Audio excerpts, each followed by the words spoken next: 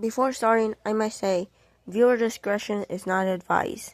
This video is just the first video to my analog horror. Remember, everything and anything I say here is not true. It is just made up for the purpose of this video. Enjoy. Ever since we've encountered that weird anomaly, things have not been going well. The first time we encountered this was back in January 2025. We were exploring a forest where many locals had said that they were hearing roaring and many people have been gone missing. Many people who were coming from Texas over to this part of the world had never come back, and their supplies had just mysteriously vanished. Bodies and corpses were never found, but many people claimed to say that they were taken by something much more. My group of explorers decided to send us over this area. We should have probably turned back as soon as we saw the signs that this was not going to be a normal exploration.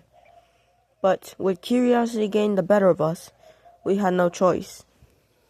The first thing, day one, as we entered the forest, we realized that this was not going to be easy, since where we were supposed to go and where many people were going missing was surrounded by jagged rocks. I'm surprised that anybody actually managed to make it here, though I think that they were dragged here, not came here by themselves. Upon entering, a suspicious, strange smell came upon us. It smelled like fish, but it also smelled sweetly like honey. Minutes after coming into contact with this area, we had found a bunch of body parts. The limbs seemed to not be bleeding, but upon grabbing them and squeezing them, blood would start squirting out of them.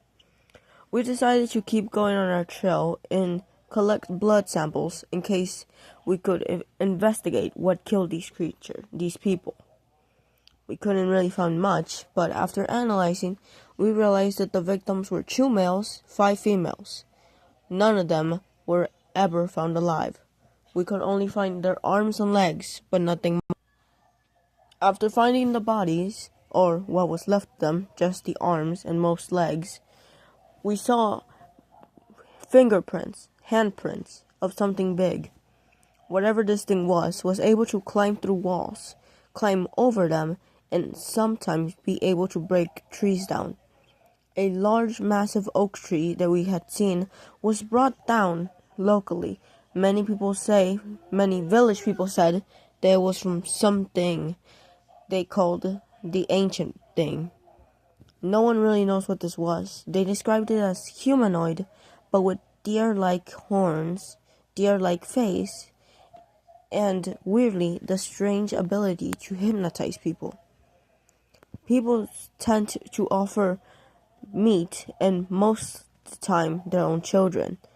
We couldn't find many of the children's bodies or their heads. We did identify blood that came from a female, age 12, and another blood sample that was found near Camp A. There was blood from a male, age 3. Upon further expectation, we found deer bodies, a bunch of them. Most of their bones were ripping out of their bodies, and most were still alive.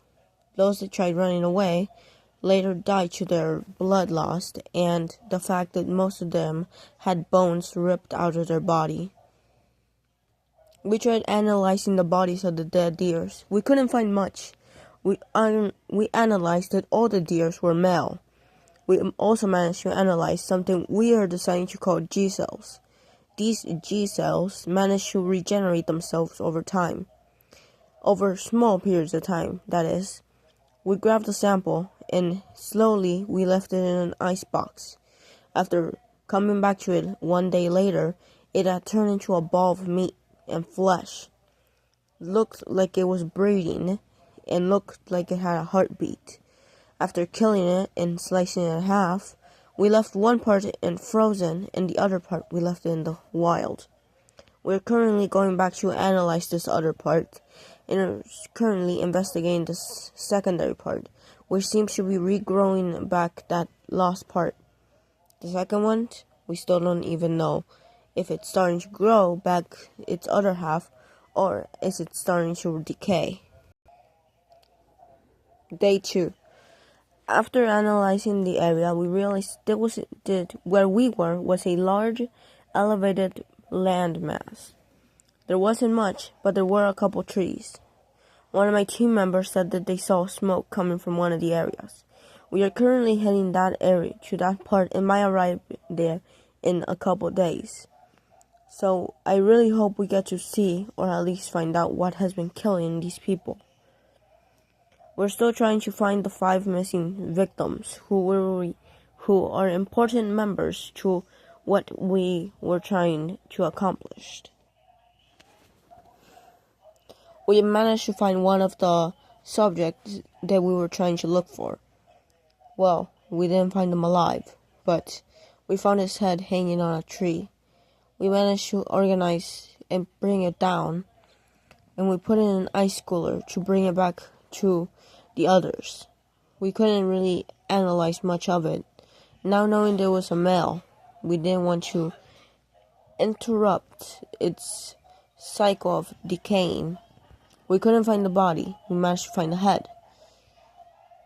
We couldn't find the others though.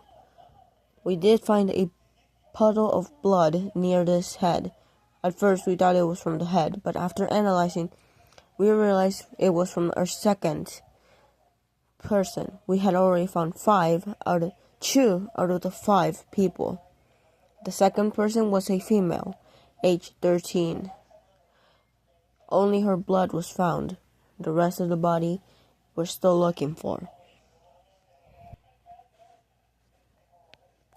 It's later tonight that I am recording this.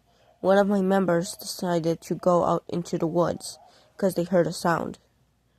They haven't come back, but I really hope that they do, since they're the only ones with access to our level 5 weapons. If they go missing, we are required to go looking for them. We're still heading to the direction where one of my other members found the smoke.